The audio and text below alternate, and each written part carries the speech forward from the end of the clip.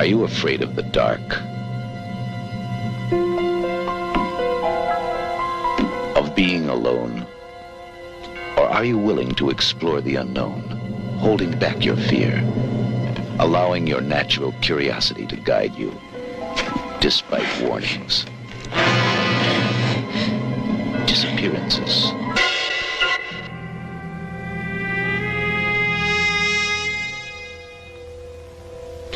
Premonitions.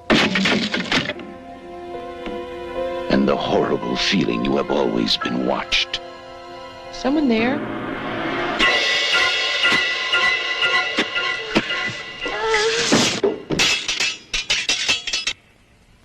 But what if this is a nightmare? And you are its prisoner. Silent scream. When the terror is so sudden, there's no time to scream.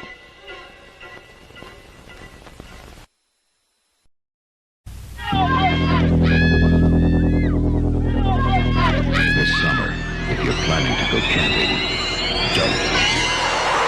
If you're looking forward to midnight swims, don't. Let's sneak on back to the campsite. Get some matches. Build us a hot fire. Don't be long. And if you're thinking about being with someone where no one can see you, don't. Because this summer, a legend of terror isn't just a campfire story anymore. They say he smashed his way through the bunk room door, just a mass of flames. Burned alive, cried out, "I will return! I will have my revenge!" He lives on whatever he can catch. Right now, he's out there, watching, waiting. Who's there? What happened one summer 5 years ago is about to happen again, and again, and again.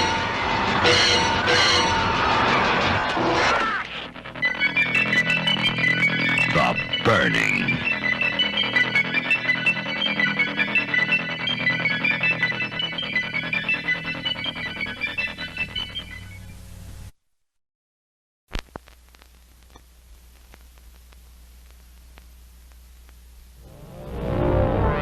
Columbia Pictures presents Chuck Norris. Hot damn fighters! You call the police? Not me, boss. Nobody call the police. You must be a mirage. The master fighter of our time.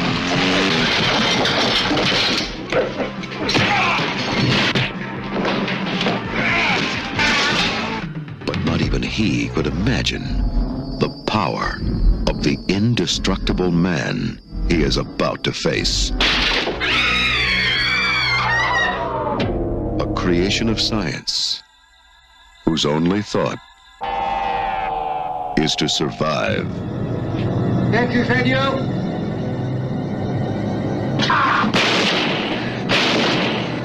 The unstoppable terror of silent rage. Now, Chuck Norris must destroy him. Dan, watch out! In a final battle to the death and beyond. Silent Rage.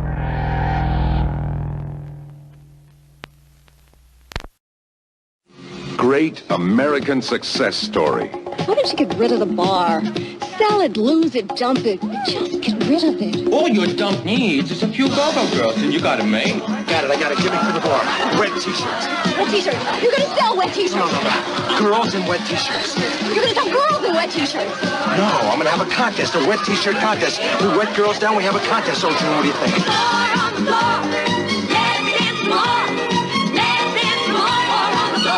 Hot t-shirts.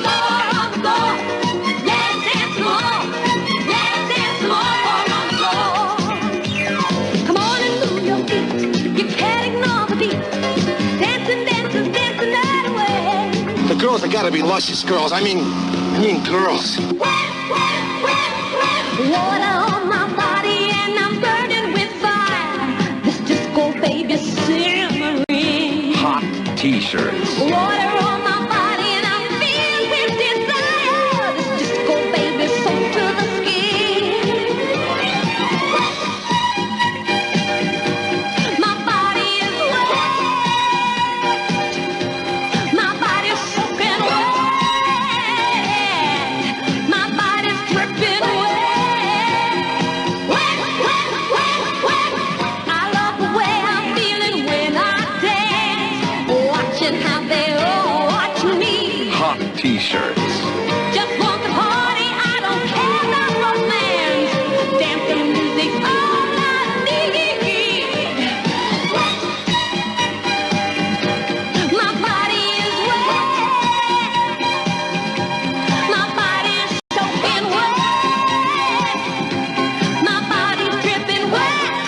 Wet, wet, wet, wet, wet. Hot T-shirts. It'll knock your socks off. They're fast. They're fun-loving. Just get out! Out of the way! They're fearless. They're nuts. Catching it? By day, they're the finest hot-dogging, freestyle skiers in the world. Quite like the top of the hill. By night, Don't you try to they really take chances. You busy for dinner? Now that's a girl I can take advantage of. This is the motion picture comedy that's proud to go downhill fast. Out of the way! The movie that defies the forces of gravity, sanity, and good taste. Hot Dog, the movie.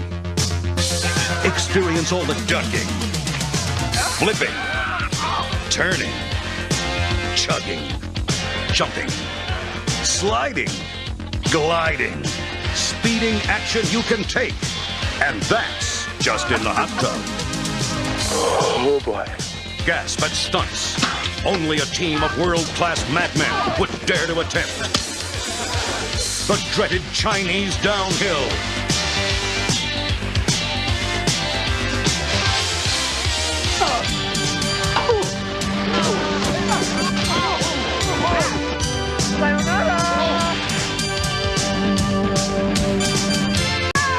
And the greatest challenge of all, Playboy's Playmate of the Year, Shannon Tweed.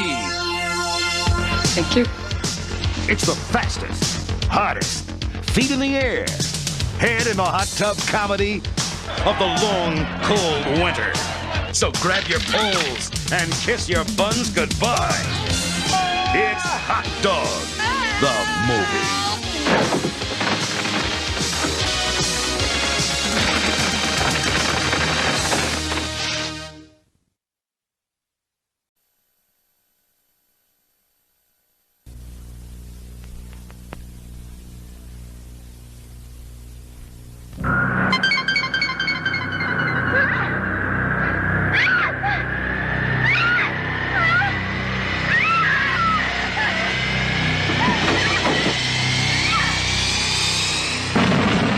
Maniac. That's lovely.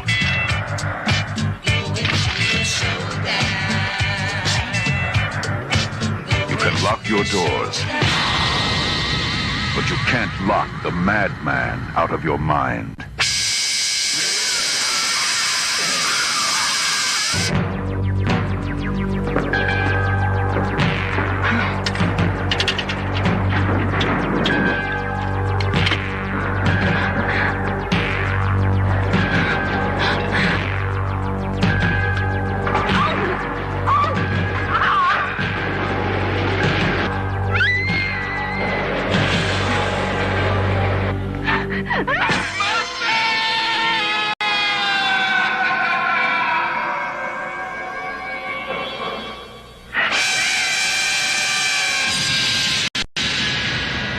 Maniac. It will tear the life out of you.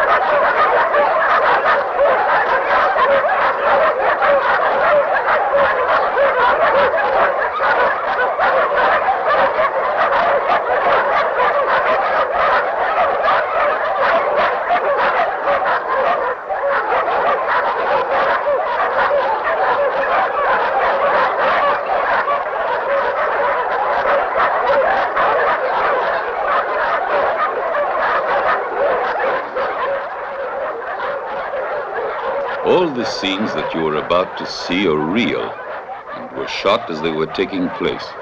If sometimes they seem cruel, it is only because cruelty abounds on this planet.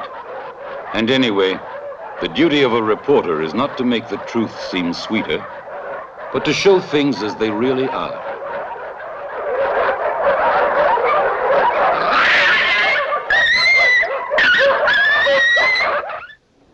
Or having left your important tasks to be here with us tonight, to remember and commemorate one of the many sons this generous land gave to the world of culture and art.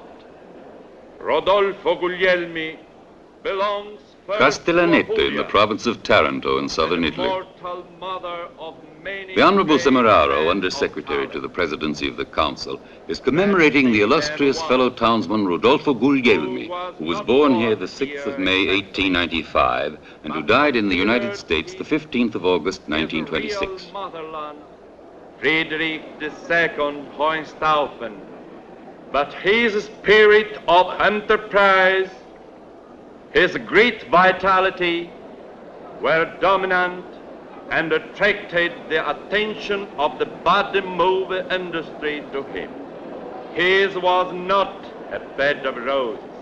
It was covered with thorns. At the time, the most hateful roles were assigned to the Latin actor, the criminal, the villain, the immoral, the man who had to be eliminated. Castellaneta is a community comprising but few families, all of them related to each other.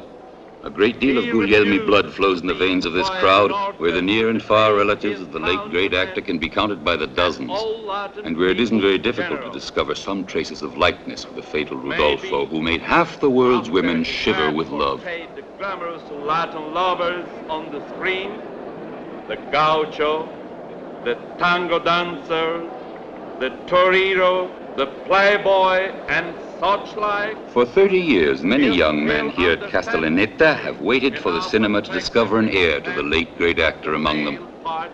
Finally, this evening, the spotlights are on, the cameras roll. Many an anxious glance is turned to the camera. Ah, yes, in this little Pugliese agricultural center, where the earth is bare, the prospects offered by a movie career are far more appetizing than those offered by hard farm work. The nights of Castellaneta smell more of brilliantine than of ripe grain, and the young men dream, cradled and carried away by the sweet rhythms of the tango. A husband, a lover.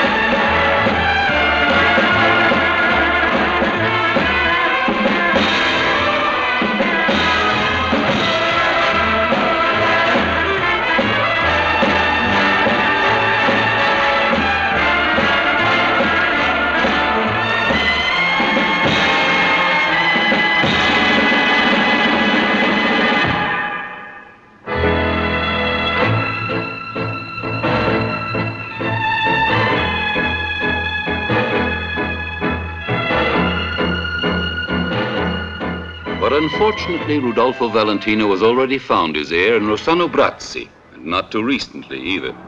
Today it is up to him to carry on in America the Valentinian myth of the Latin lover. That sort of Mr. Universe of love that for more than 35 years, as far as American women are concerned, must be Italian at all costs. Poor Brazzi. Look what happened to him when, for demonstration purposes, he went to have himself measured for a shirt in a large department store.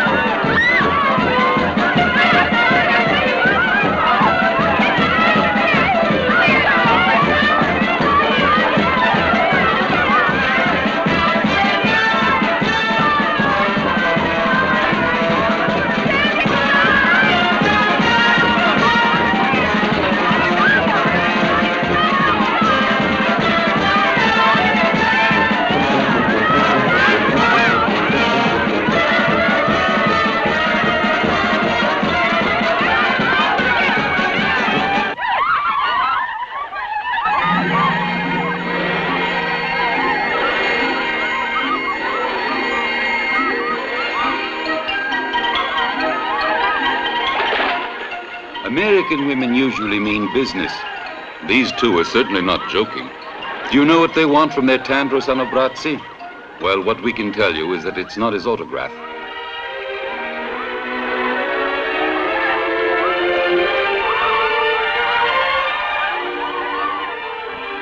To the east of New Guinea lies the Trobriand archipelago. This is Kirowina, the largest of its islands. It is surrounded by a dream beach and a coral sea that are perhaps the most beautiful in the world. Here, where the sun always shines and the earth is generous with its fruit, no one works. Consequently, the general mood is rather gay. The women are very pretty and very nonchalant about matters of love. For centuries, they have played a sport on these beaches which is very popular here, too: man-hunting.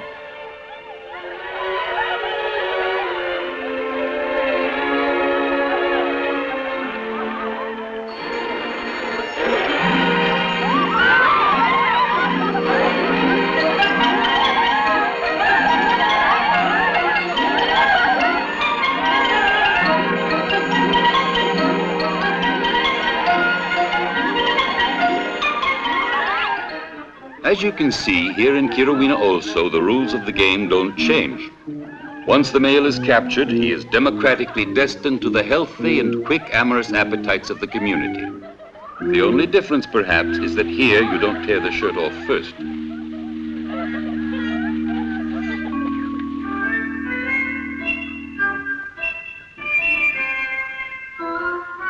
And the male? Fortunately, here as elsewhere, the male is sly and always stays far from danger.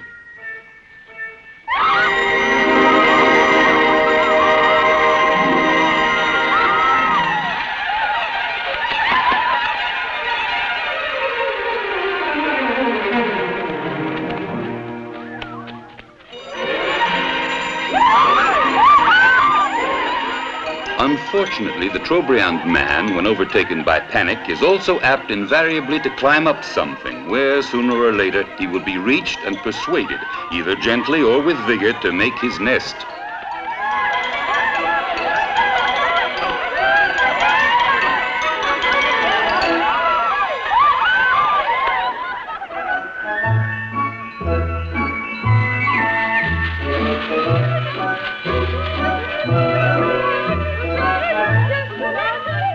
As you have probably noticed, hunting men is a sport which is practiced the world over. Perhaps the women here practice it, how can we say, more sportingly, in the open air and bare-breasted, but that's the only difference.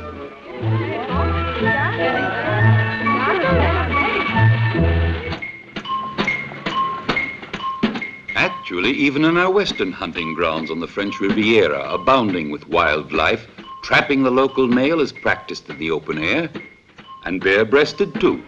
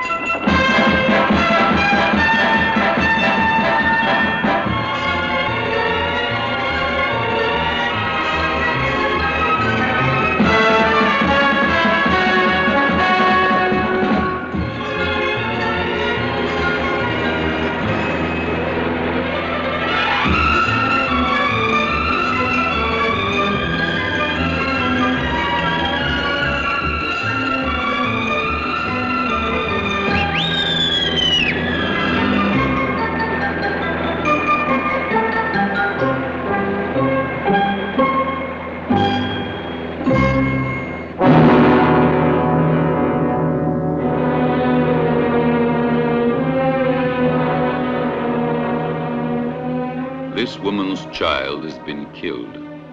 Now she must suckle a little pig whose mother has died. This is the law of the Chimbu, deep in the heart of New Guinea. There is still one place on this earth where there is not much difference between the life of a child and that of a pig.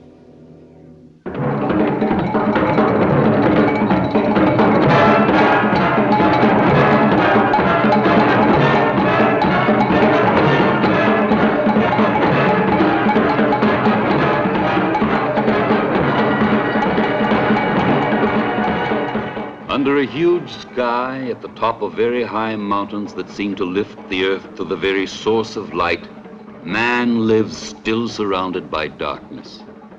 The barren earth still waits for the secrets of the plow and the sprouting seed.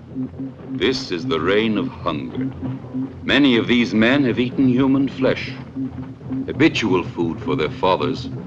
Now they have descended to the village where the collective feast is about to begin.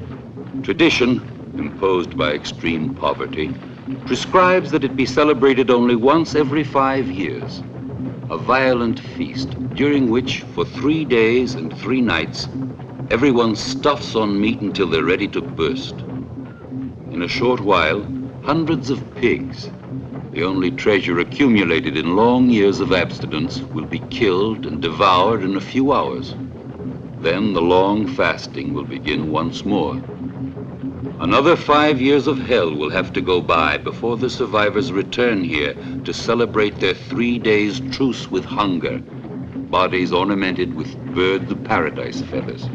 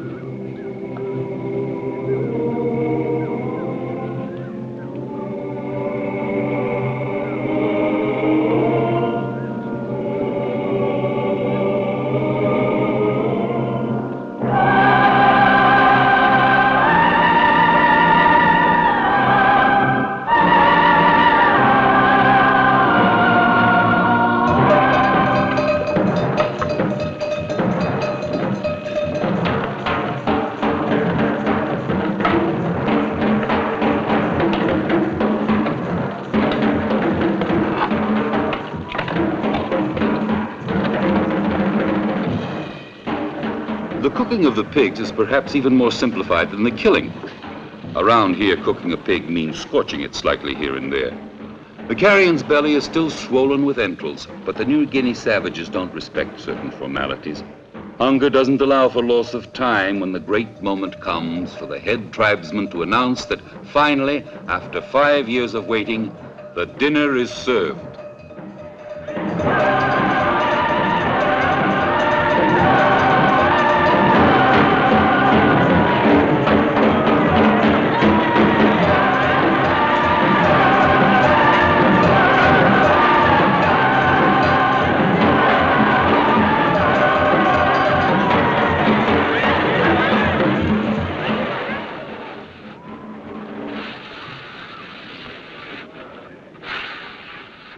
someone remembered the children and didn't eat all the intestines. Perhaps playing football is an instinct as old as hunger.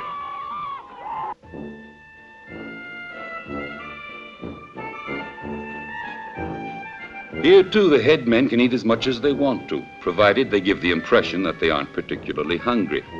They must at all costs set a good example of table manners.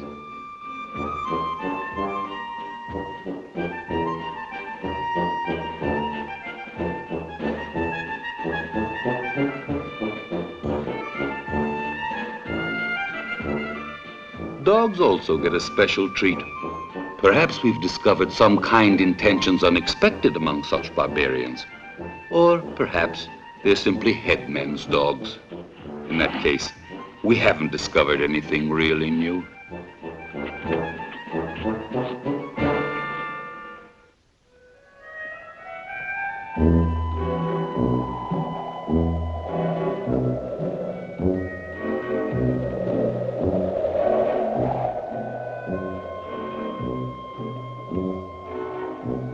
But the country where pity for dogs surpasses the limits of common imagination is the United States. We are in the famous Pasadena Dog Cemetery, not far from Los Angeles. It's one of those windy, sunless days in which the immense California sky takes on some of the sad hues of mourning. It's an ideal day for accompanying the late Fifi to his final resting place. Today, any mention of death seems appropriately serene. And this place is so pathetic that even we could shed a tear on these little tombs of illustrious creatures.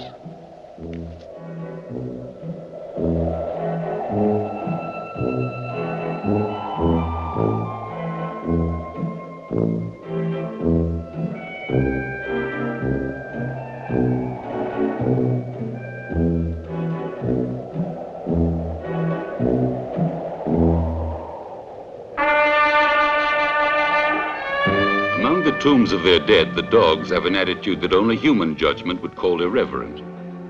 At the same time, the distressed behavior of the human beings could appear inexplicable only to a dog's judgment.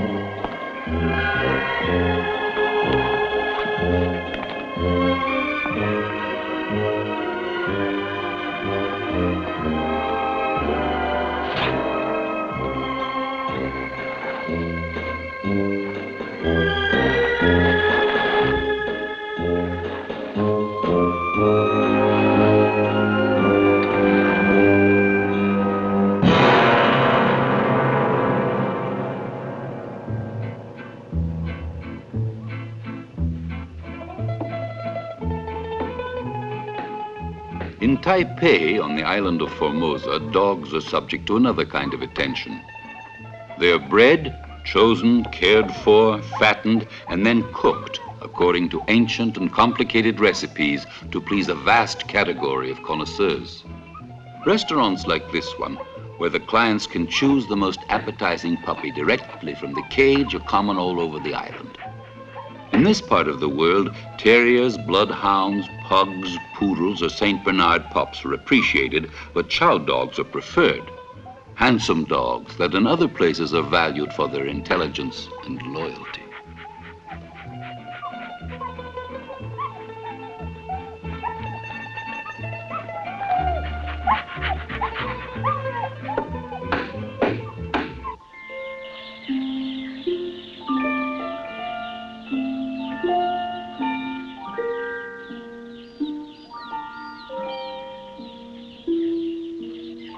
In Rome, just before Easter, hundreds and hundreds of chicks are dipped into colored baths and then shut in ovens to dry at 125 degrees Fahrenheit.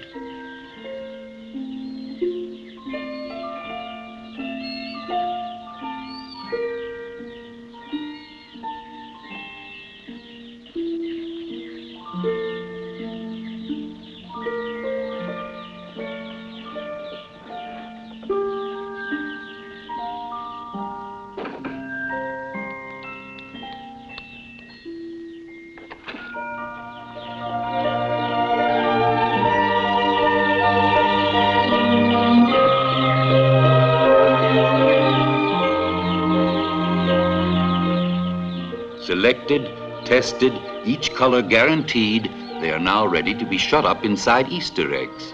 It's calculated that of each 100 chicks who undergo this treatment, at least 70 are victims of unpleasant accidents.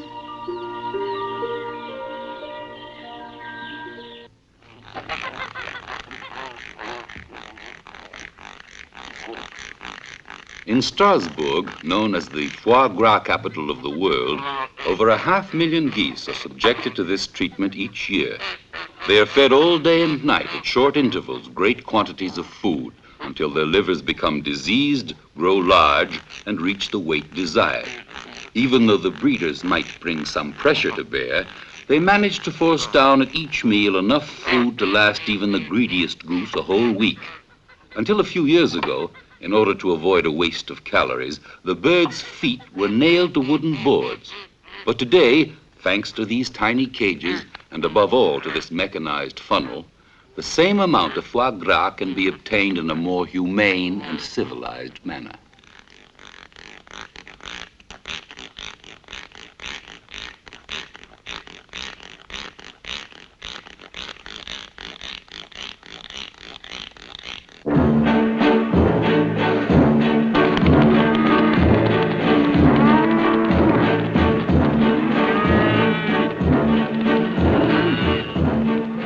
In Japan, approximately 200 miles from Tokyo, the most refined calf breeding farm is located. Here, 8 hours a day, the calves are turned over to expert masseurs whose duty it is to tenderize the meat.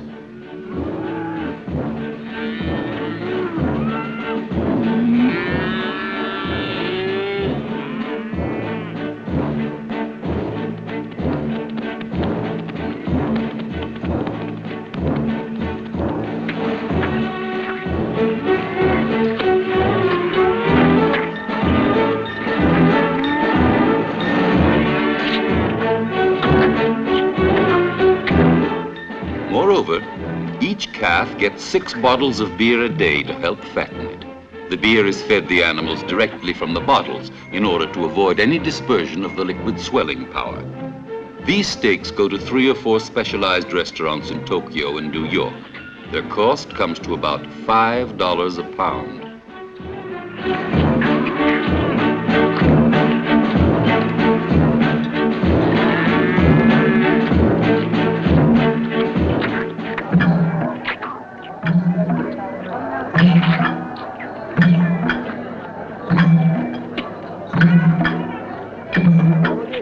Here, tapioca roots are used instead of beer. This farinaceous plant has about the same fattening properties of potatoes.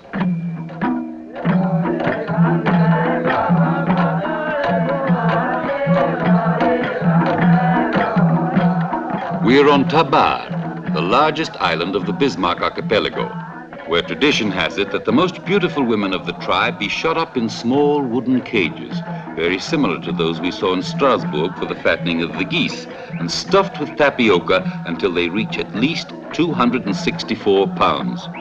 Subsequently, they will be offered as wives to the village dictator, Tame Alunda, famous in all the archipelago for his virility and bizarre personality. The fattening goes on for a period of from 3 to 6 months. But in the meanwhile, Utame Alunda doesn't just sit around doing nothing. Here, in fact, are some of his most recent children, whom he likes to show to the stranger with his dance ceremonial as living proof of his virility.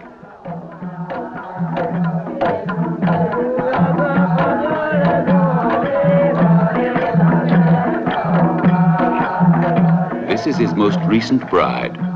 8 children, 270 pounds. This, his favorite, 10 children, 290 pounds. And this is the great Chief Alunda, 27 children and 92 pounds.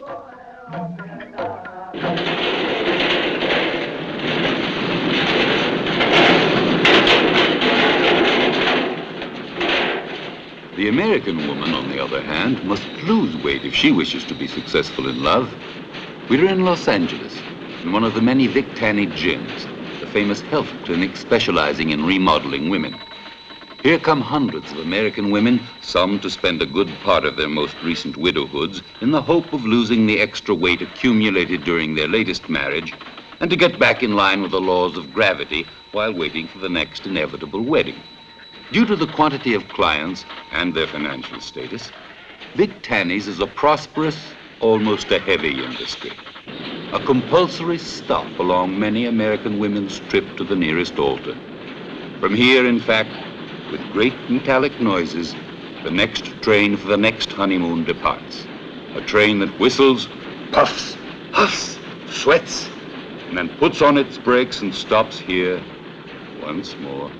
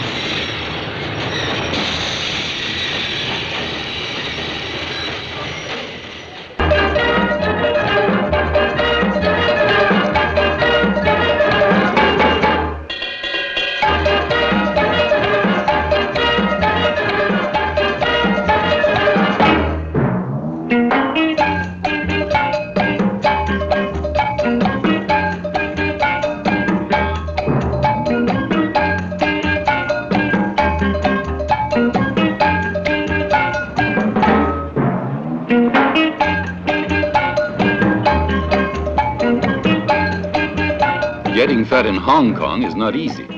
Over 2 million hungry Chinese crowd these district markets where, for about 8 cents a pound, they have their choice of crocodiles, toads, serpents, turtles, lizards, and so forth. There's a vast selection, and the price is almost always considered excessive by the thrifty buyers.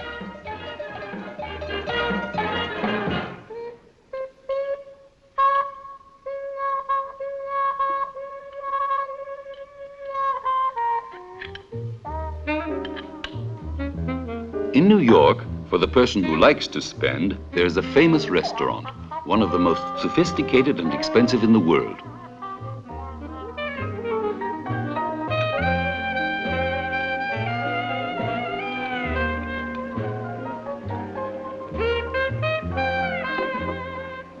While the middle-class American has to content himself with a daily steak, here, the richer American can gorge himself heartily on the following delicacies: fried ants, stuffed beetles, butterfly eggs, worms au gratin, rattlesnake, muskrat, and so forth.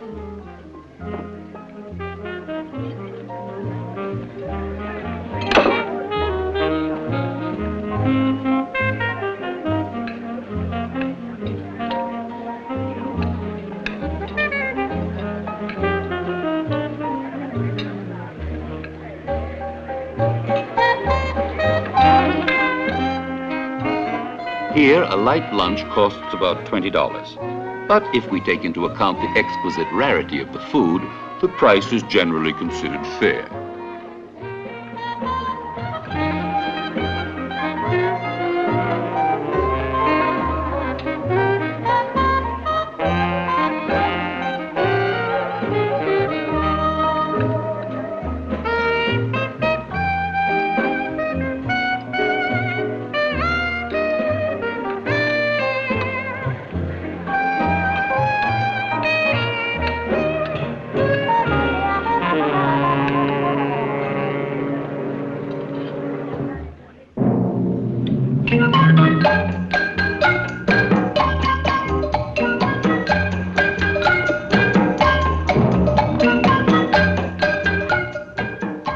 To open a store of this kind in Singapore, where snake is the national dish, always means trouble.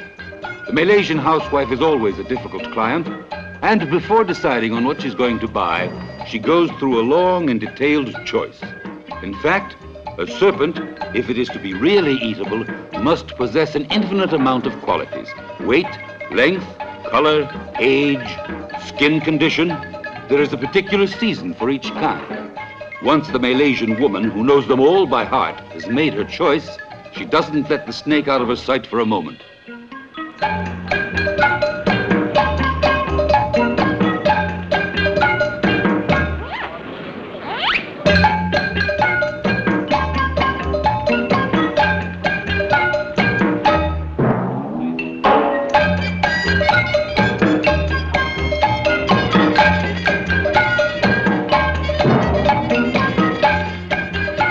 It has been calculated that for every 100 snakes put on sale, at least 50 are discarded because they're considered absolutely inedible, and therefore shipped off to America and Europe.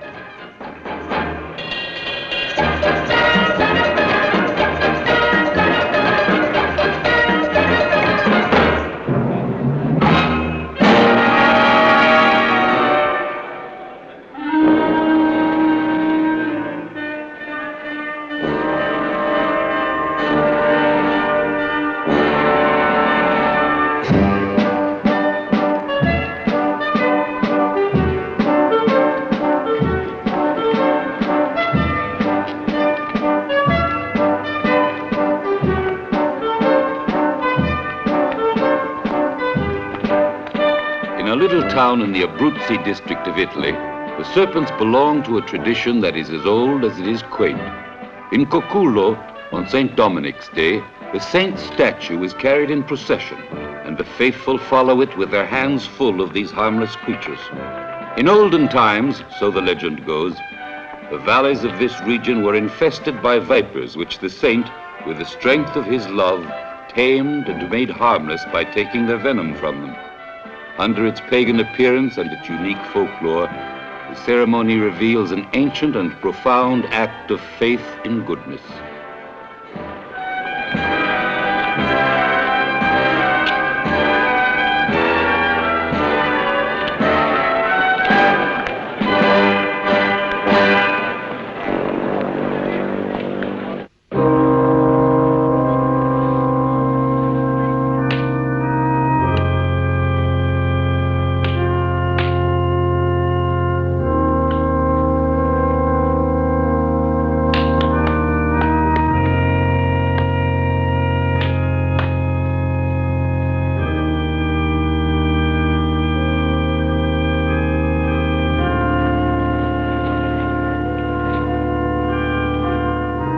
The town is Nocera Tirinese, and it is situated in Calabria, Italy.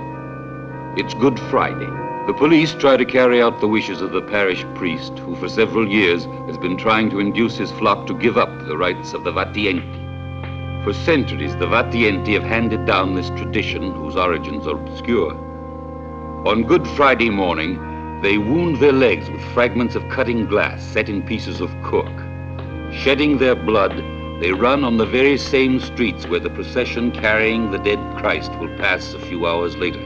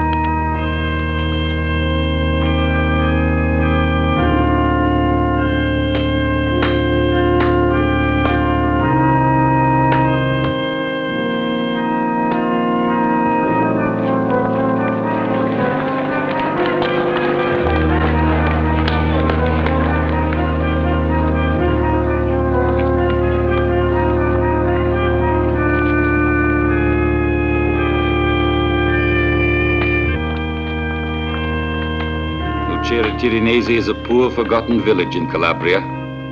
Today, as before, in this manner, they exalt the flagellation of Christ.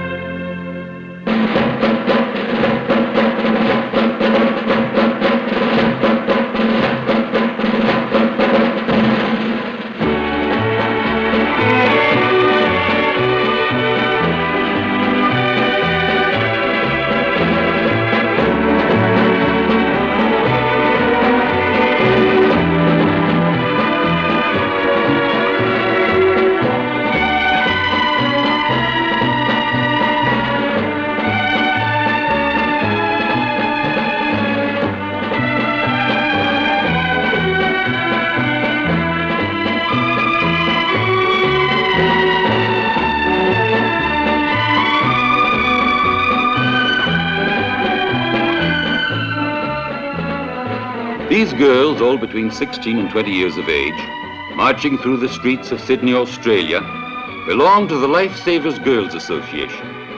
Or, to be more precise, they are lifeguards for anybody who happens to be drowning in the Pacific Ocean. Nowadays, the Australians have two Salvation Armies. The famous original Salvation Army, which saves their souls, and this one, recently founded, which saves their bodies. In order to avoid unpleasant confusion, the two armies have different uniforms.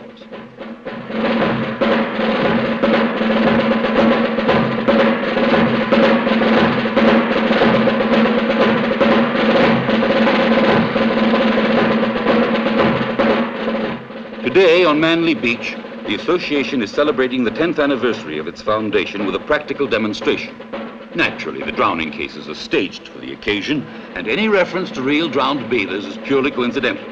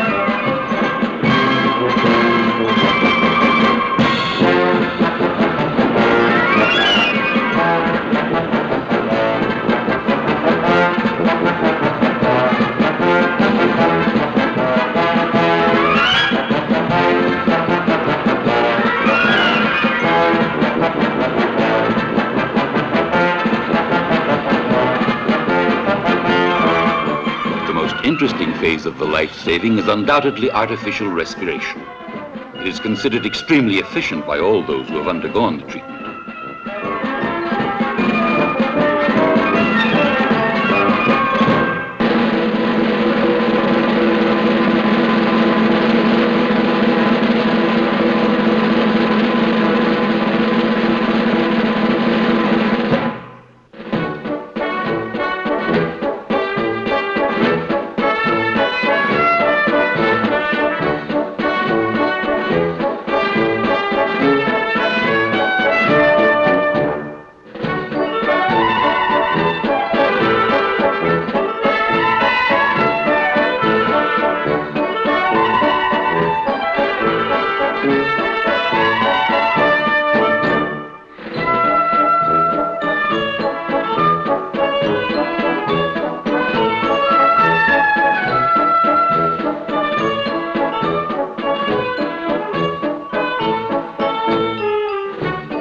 It's useless to underline the importance that these girls have on this beach. The ocean is full of dangers, and the Australian boys become more and more careless as each day goes by.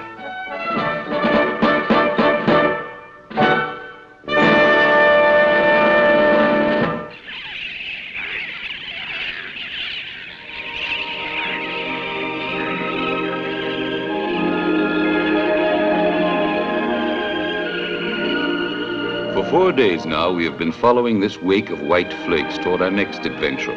It's a migratory flight of butterflies killed by the radioactivity in these waters. We are on the Pacific Ocean, just a few miles from Bikini. 10 years ago, when the last American atomic bomb was exploded in this zone, some species of birds, such as these, who habitually went underground only to lay their eggs and to hatch them, learned that they had to stay underground in order to survive. This habit, taught them by the explosion, was inherited by successive generations, so much so that today these birds prefer to be captured rather than to fly away from their holes.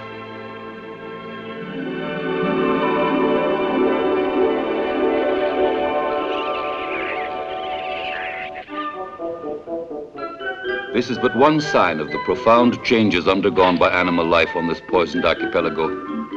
Everywhere, the animals seem to have lost faith in their natural habitat. Even certain fish, like this type of Periophthalmus, for example, who normally can live out of the water for only a brief time, have not only learned to leave the water for many hours a day, but have taken to the trees.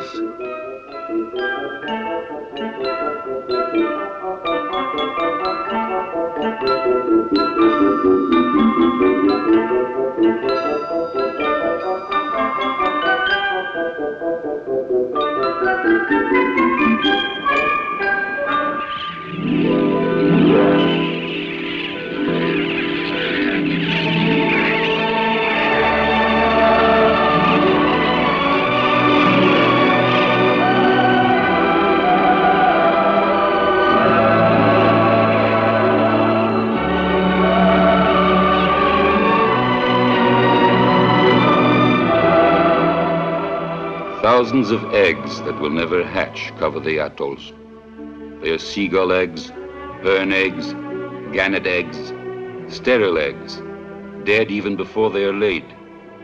The seabird has gone to search for food, but each evening, as it has done for years now, it returns punctually to hatch them. It doesn't know that the atom has killed the seeds of life within.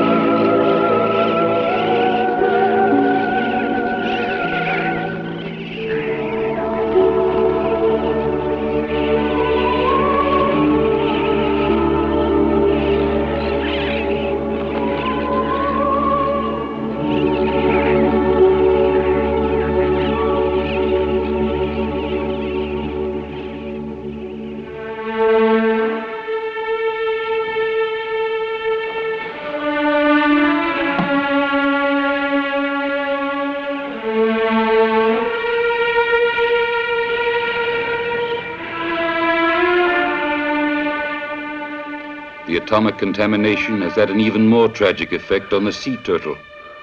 When its last sad maternity is finished, it can't find its way back to the sea. Contamination has destroyed all sense of direction.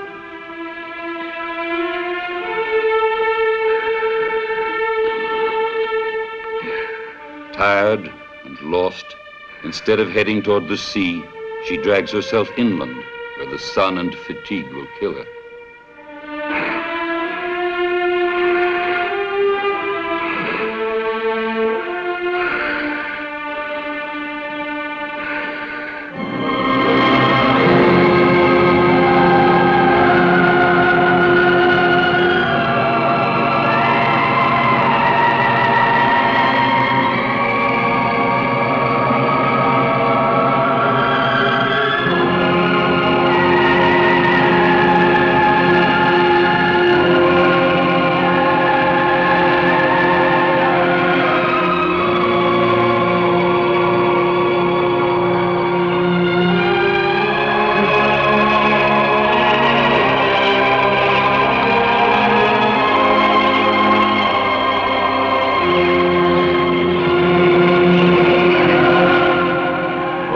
Few Barrett eggs have hatched on this island, and the chicks look on her agony in amazement. The turtle, in one last delusion, thinks she has finally returned to swim in the sea.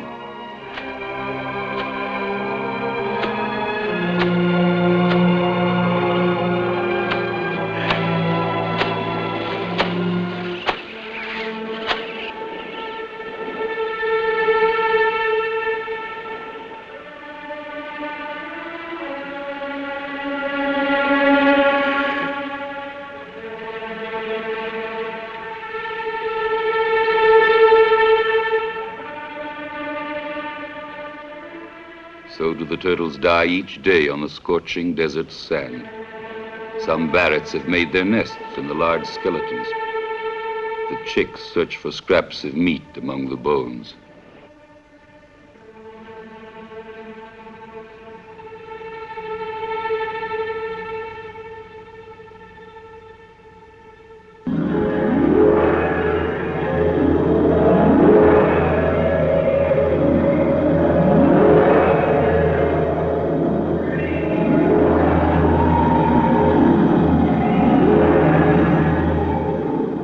The natives of the Malaysian archipelago bury their dead in this immense underwater cemetery.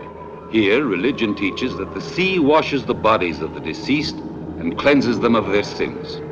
Only during the day are these waters empty and silent, but in the night that follows each funeral, the sharks rush in.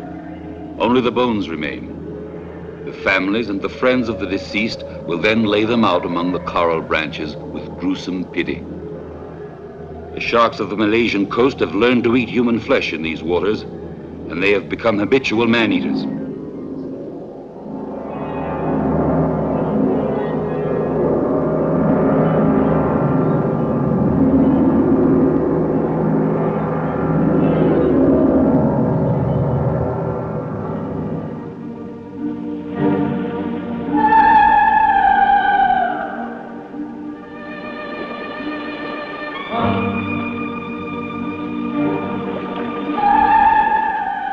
Fishing for man-eaters is the only resource for the inhabitants of this village on the Malaysian coast.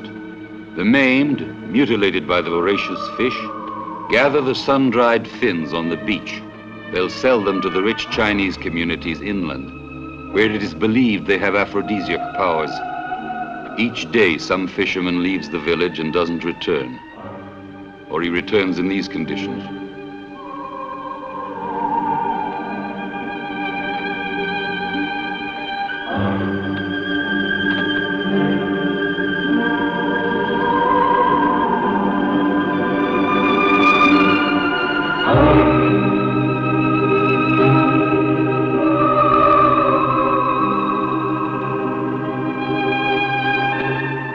The village is poor, and the Chinese pay well for their vices, so the sacrifice continues. The only alternative to their grief and pain, revenge.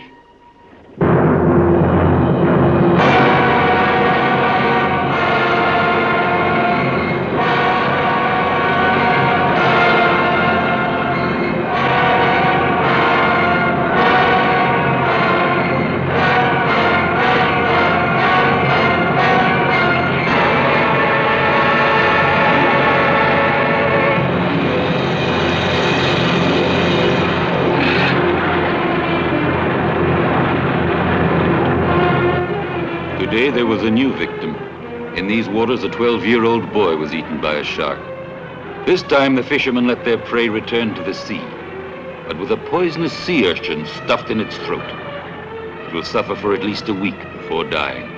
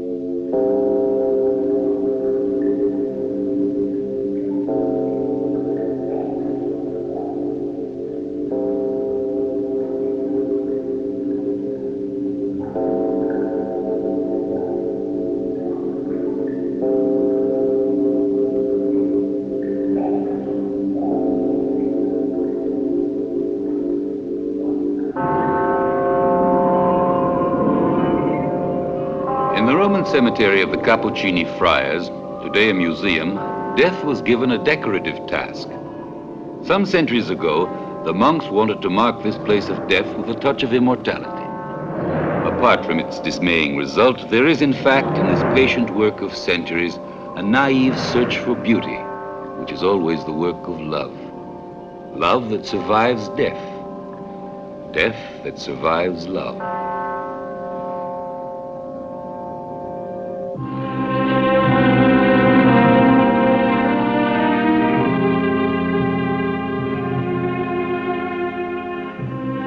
Also in Rome, on the island of Tiberina, the fraternity of the Red Hoods continues its centuries-old mission. The Red Hoods fraternity was started around 1600. The initiative was taken by some compassionate citizens who wished to bury the abandoned bodies of the poor and the unknown killed by the plague. Today, centuries later, the Red Hoods still have custody of those mortal remains, a singular but eloquent testimony of their ancient compassion. Periodically, they honor them with devout functions. The protection of the bones from the destruction wrought by time has been handed over to a few families of the district who gather here each Friday to work and to pray.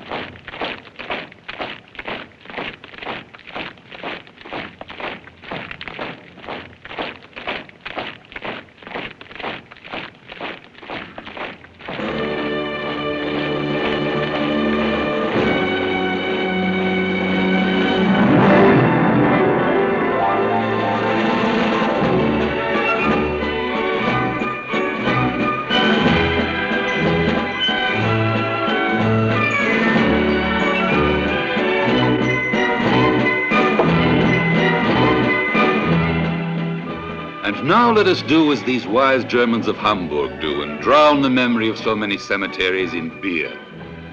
In this gay German beer house of the Reeperbahnstrasse, our attention is attracted not by the cult of death, but of life. Life is joy, is gaiety, is mental deftness, is physical fitness, social grace, serenity, and the power to forget. But most of all, the absence of any memory or sense of death.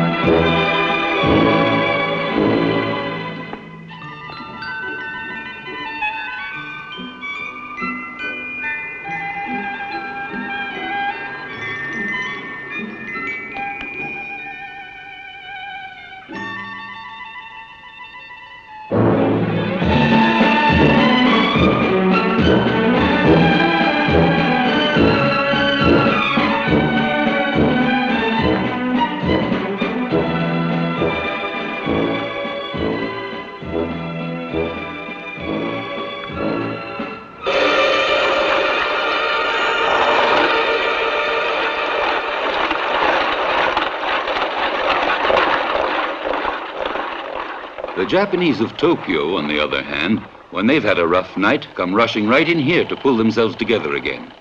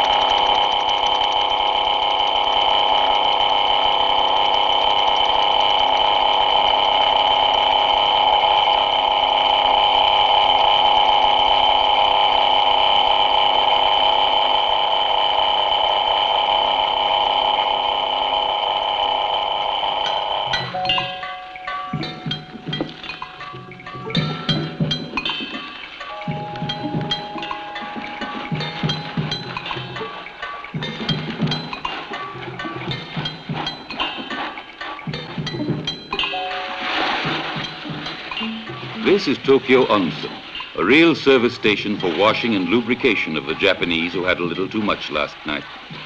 The perfectly smooth running of this service station is in the hands of 100 girls dressed only in shorts and bras.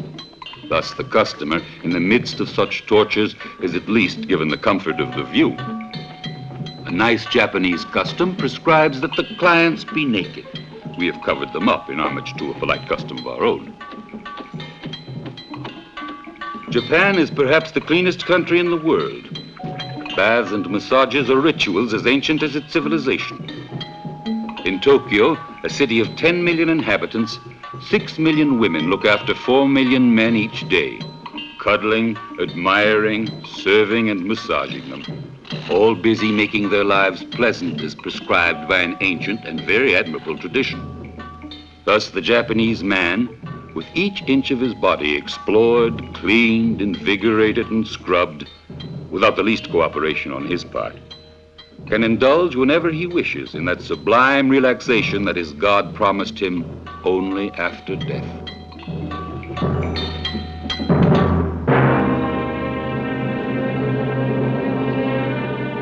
The Chinese man also gives himself over to the hands of a woman when the day of his last public appearance comes.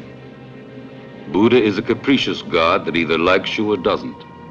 And when he opens the gates to the flowered garden, doesn't he sometimes pay more attention to the deceased's appearance than to the sum of his virtues?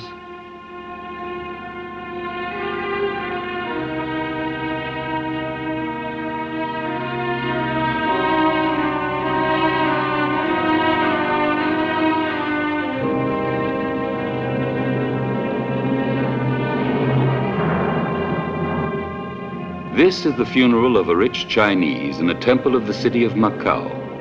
Friends place offerings of food on the altar so that he can eat on his long last voyage. Then they bow before the family in mourning. In a corner of the temple, a woman burns up a lot of money.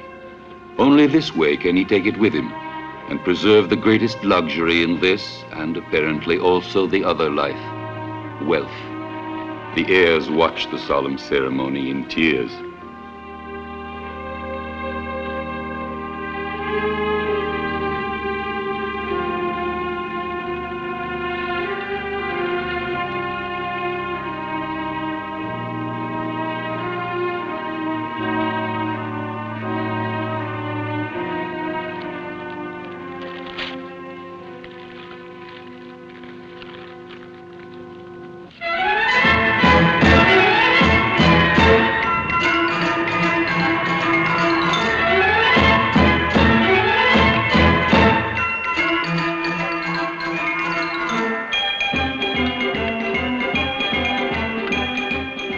Not only here in Singapore, but in all of Malaya, the Chinese represent more than 2/3 of the population.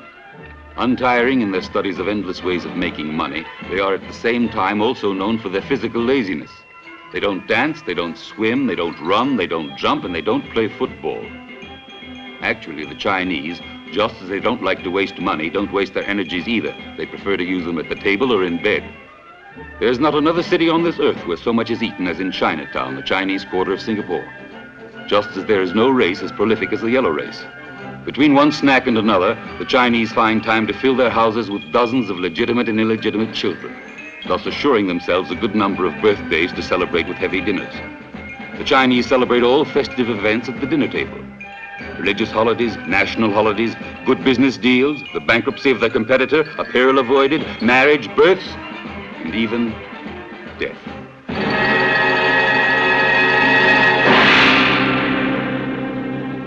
Here, photographs are prohibited. We have forced our way through a barrier to show you the house of death in Singapore. The hopelessly sick are all brought here in this tragic boarding house for the dying. In the Chinese houses filled to the rafters with children, there is no place for them.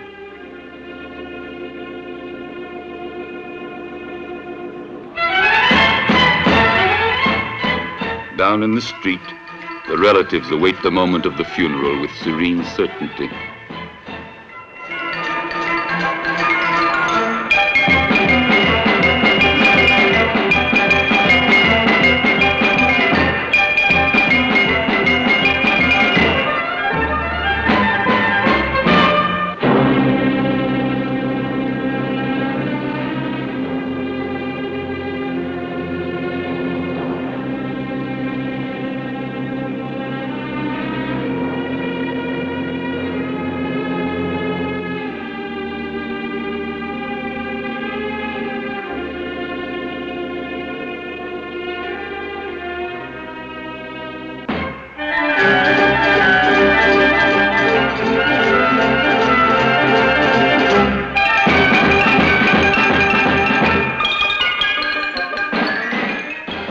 If you don't die soon, the Chinese pray, your good dinner will get cold.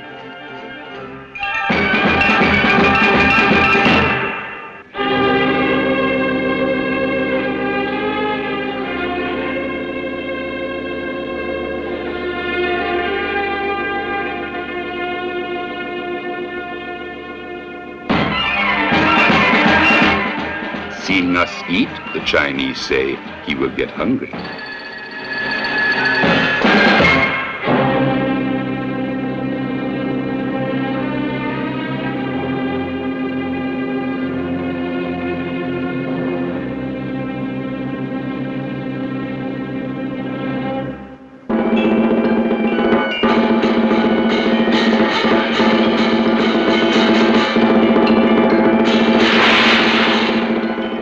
Death is slow in coming. The Chinese urge the gods on with a dance.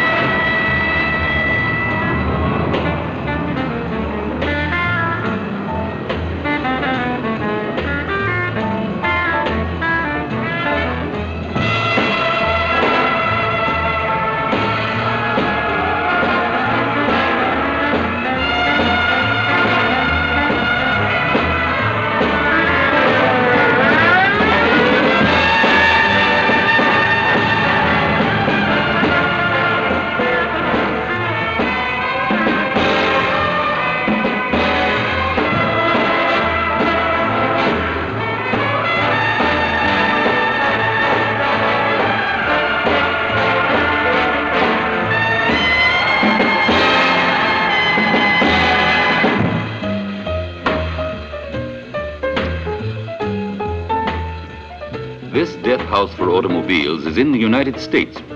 California alone kills 3 of them every 2 hours. Then they are piled up here in these huge cemeteries where, however, their rest will not be eternal.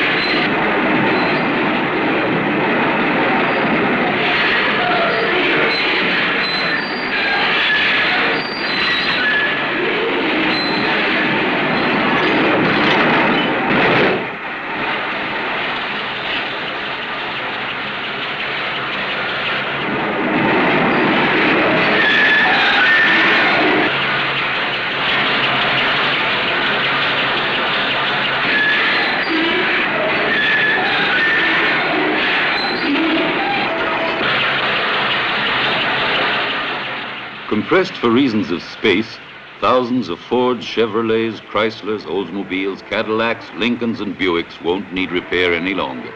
And yet their destiny as cars is not finished. In a short while, in fact, they will be sent to the large European automobile industries, where modern mechanical genius will bring them back to life again as other cars, but of a smaller size.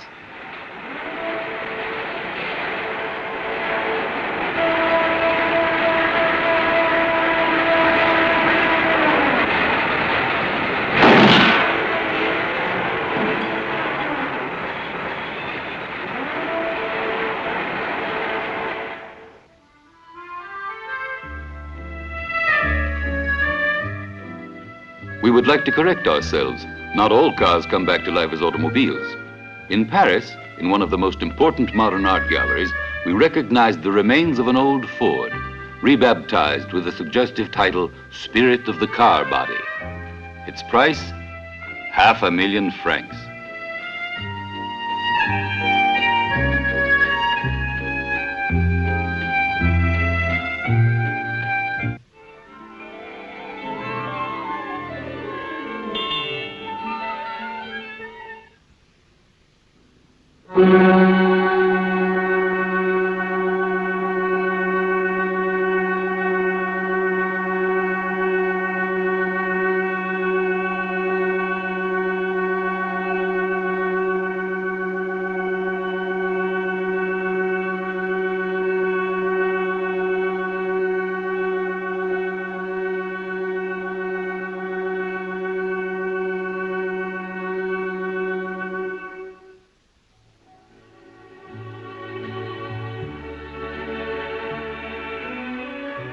The late Czechoslovakian painter Yves Klein is ready. The music inspires him. These models, covering themselves with paint, are the human brushes with which Klein will give form and color to his creative fever.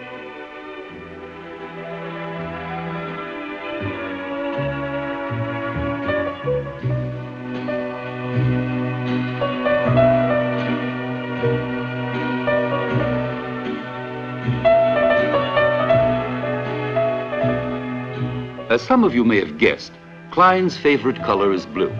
Blue is also his favorite form. As a matter of fact, blue is his only form and his only color. Blue are his paintings, for which there is a great demand. Blue is the work toward which our camera is moving. considered by many authoritative critics as the greatest Klein masterpiece, and from which the expert can readily deduct that blue is the dominant color.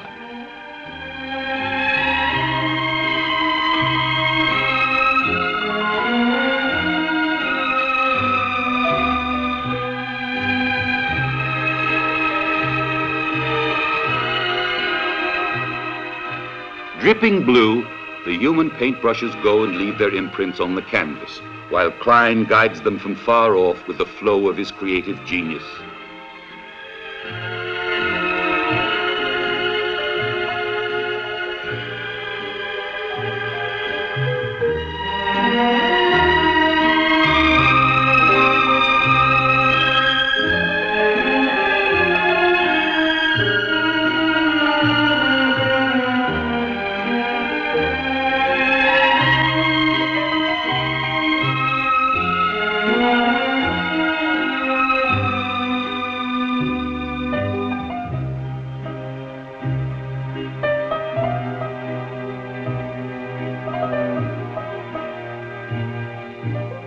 The masterpiece, each phase of whose creation we have had the privilege of recording on film, is on sale for only 4 million francs.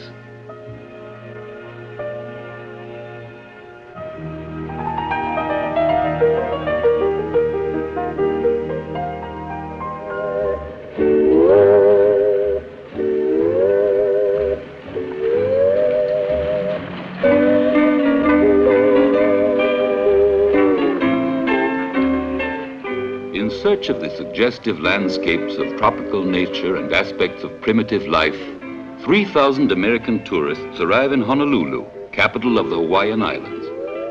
Thirsting for romantic experiences and impatient to face unknown adventure, they will follow from now on, step by step, the program set up by the Hawaiian Travel Organization.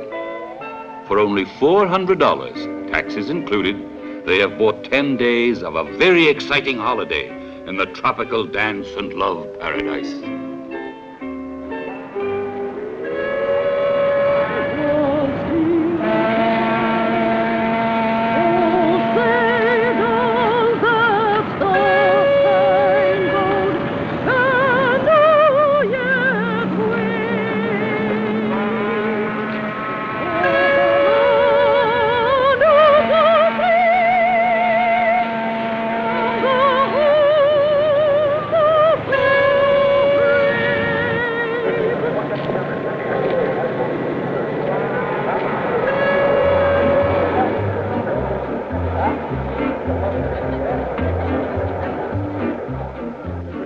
On the first page of the long and detailed program of the Hawaiian Travel Organization, it says that the debarkation ceremonies will take place in a suggestive Hawaiian atmosphere, in accordance with the romantic habits of this island of love.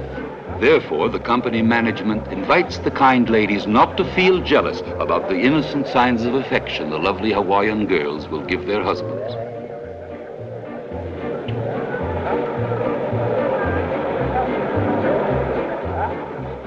Immediately afterwards, the company's photographer provides the tourists with a photographic record of their arrival, which took place, as the program had promised, among smiles and flowers. The beautiful Hawaiian girls, generous as they are, literally cover the tourists with leis from head to foot.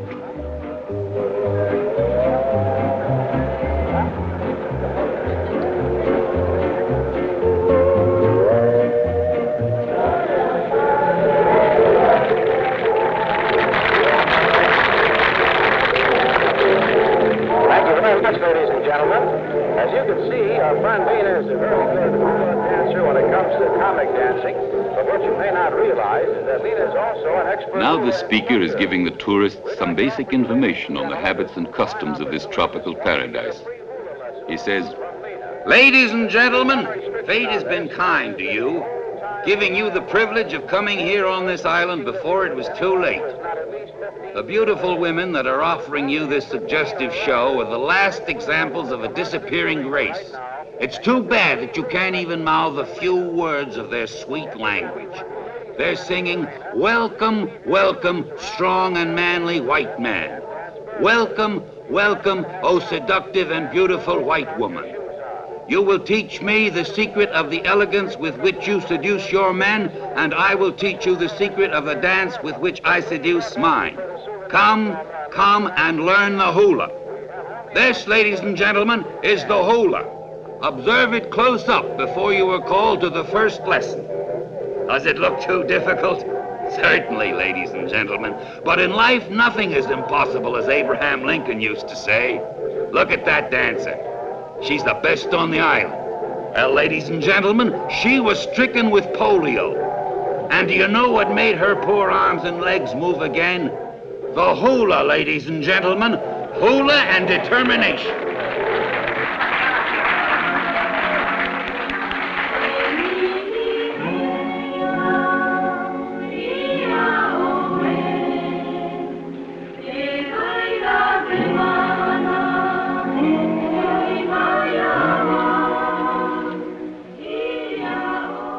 They've listened, applauded, been amused, and touched, just as it was written in the program.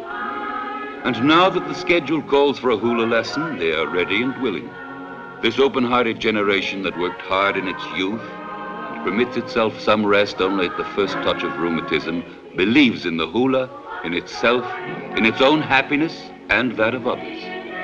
It still believes in this tropical ex-paradise which it helped to destroy, and where the only real native dance that can be seen is this one.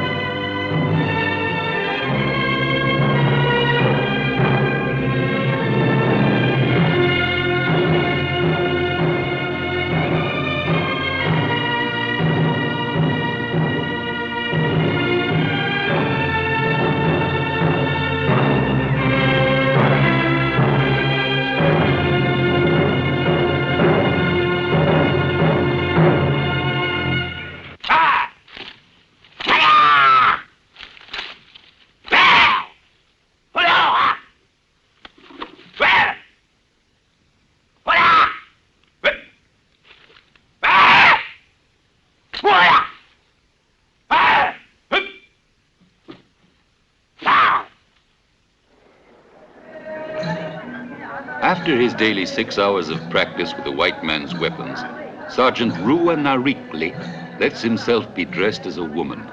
It's certainly a most embarrassing situation for a fierce Gurkha's warrior who only a few years ago, in the war against the Malaysian communists, cut off the heads of 36 partisans. But today is a national holiday, and tradition prescribes that it be celebrated in a woman's costume.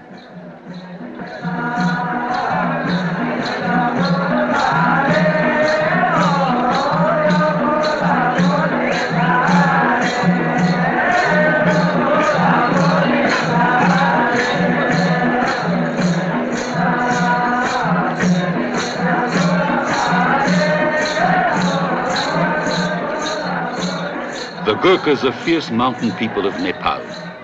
For a century and a half, they have been soldiers of the British Army in India. All the officers of the regiment, including their commander, must assist in the celebration as prescribed by an ancient tradition.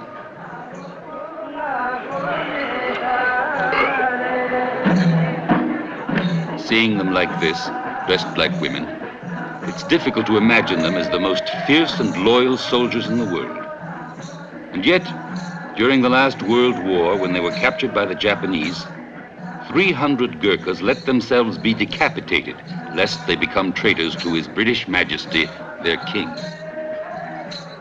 Today is the anniversary of that memorable day. The Gurkhas celebrate it with great solemnity. Fight in three! Right! Turn! Brethren! Quick, march! Open order, march! Press order, march!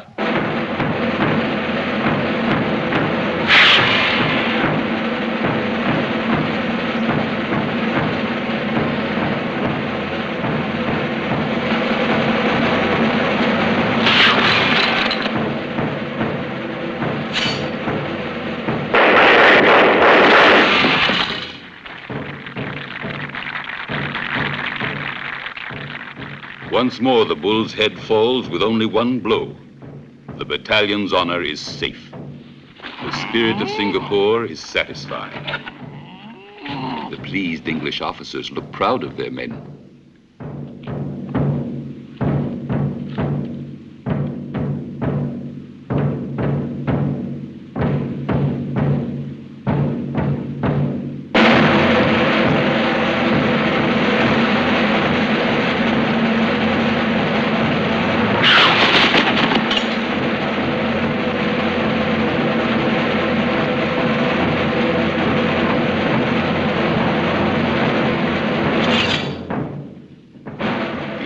Colonel wraps a white cloth around the heads of the champions, a symbol of force, fidelity, and valor.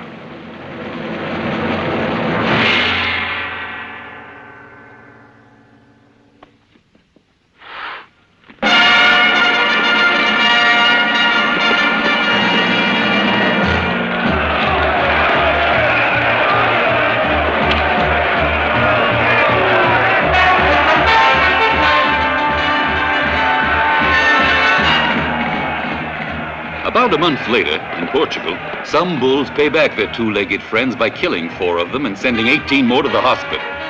This is Vila Branca de Hira, where the population gaily celebrates the traditional forcada.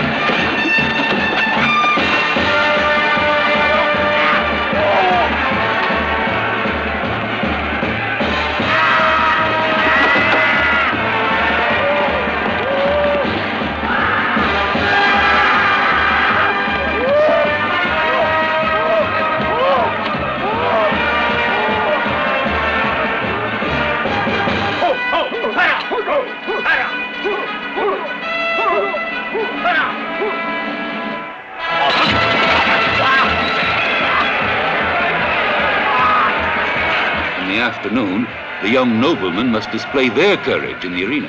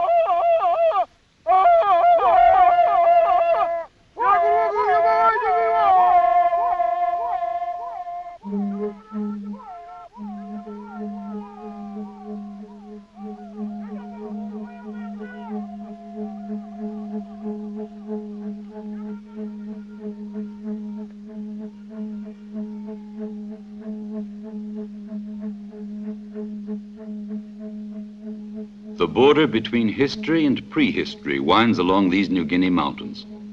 Here we found the last caveman, still armed with clubs. He doesn't know what metals are.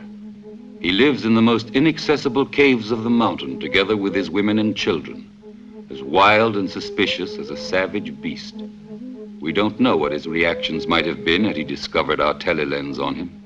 These scenes appear to have been taken more through a magic telescope peering back into time than by a camera. It could be the photographic record of a few moments of life in the Stone Age.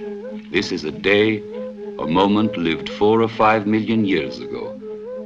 Nothing special happens, now as then. Everything follows unchanging instincts.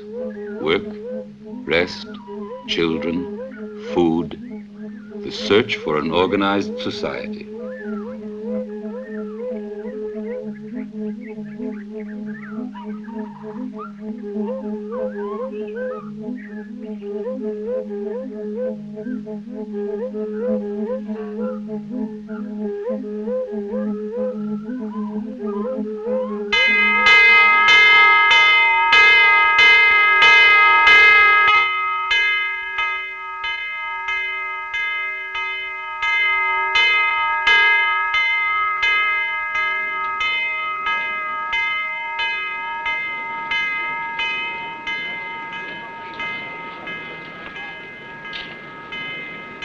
"50 miles to the north, a Catholic mission is the last outpost of civilization. 5 missionaries have been killed in these last few years before the sound of the bell awakened faith in these valleys.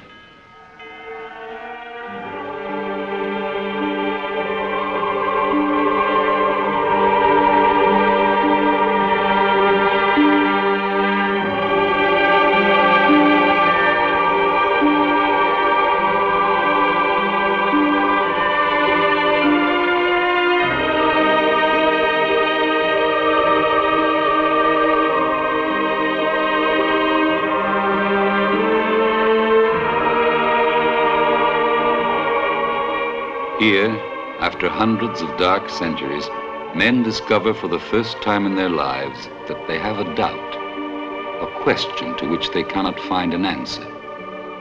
A vague and unknown anguish which is not hunger, nor thirst, nor physical pain, but aches like a wound just the same.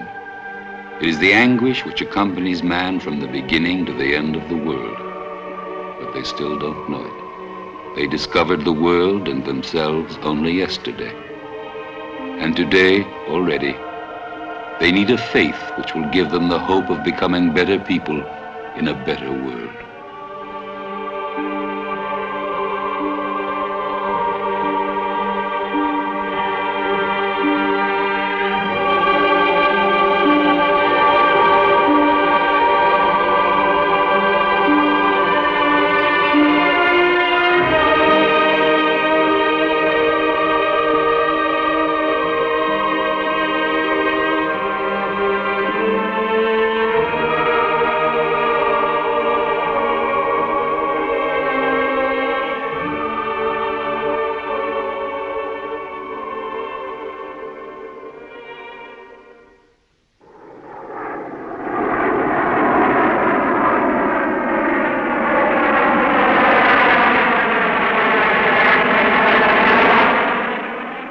But one day the Aborigine descends from the inland mountains, and as he gets closer to the coast, he jumps hundreds of centuries in only a few days. Here at Port Moresby Airport, where his trip through time ends, and where he cannot find a reason for all that he has been taught and is seen so hurriedly, the seed of the cargo cult, the cult of the cargo planes, is born in him.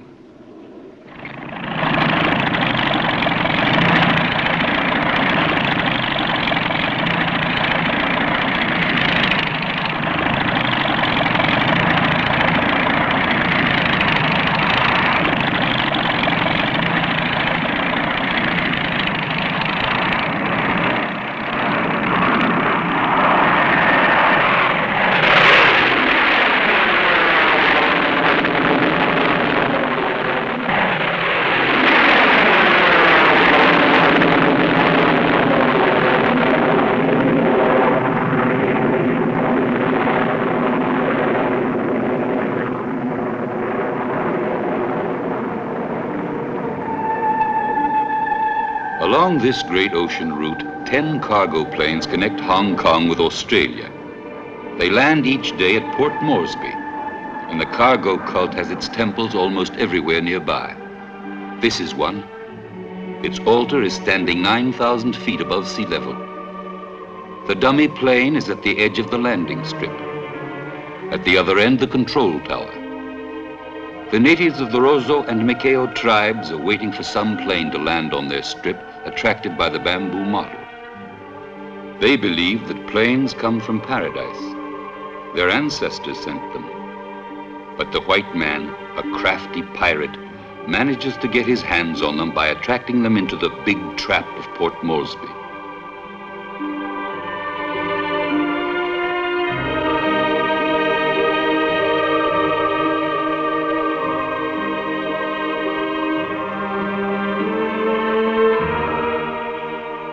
You build your plane too, says the cargo cult doctrine, and wait with faith. Sooner or later, your ancestors will discover the white man's trap and will guide the planes on your landing strip. Then you will be rich and happy.